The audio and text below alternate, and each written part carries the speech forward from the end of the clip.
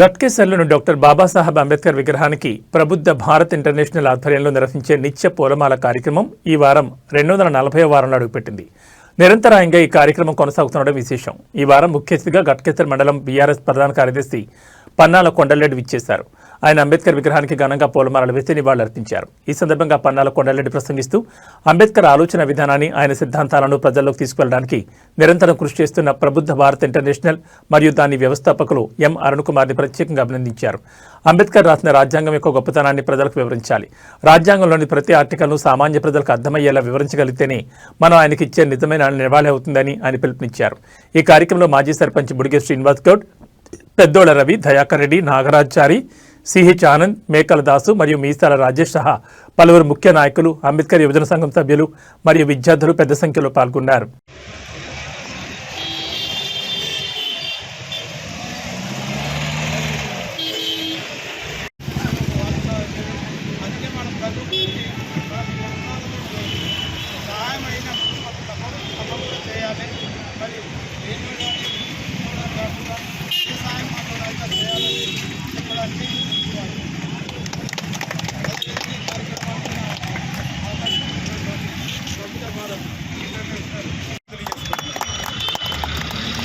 Doctor Babasaheb Ambedkar మహోన్నతమైన వ్యక్తిని వర్ధంతి మరియు జయంతికి పరిమితం సందర్భంలో ఆయన్ని నిత్యం ఒక ముఖ్య ఉద్దేశంతో గట్కేసర్లో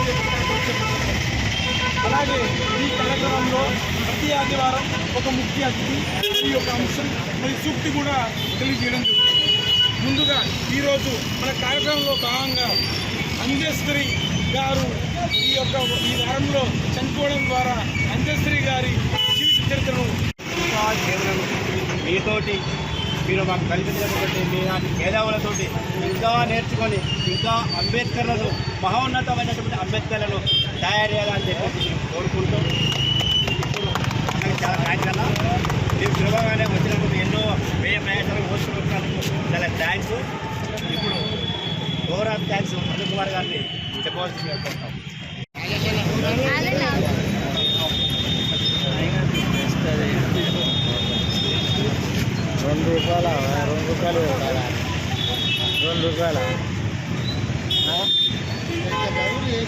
₹10 పెడితే ఏమైంది? అది కూడా సరిగా లేదు.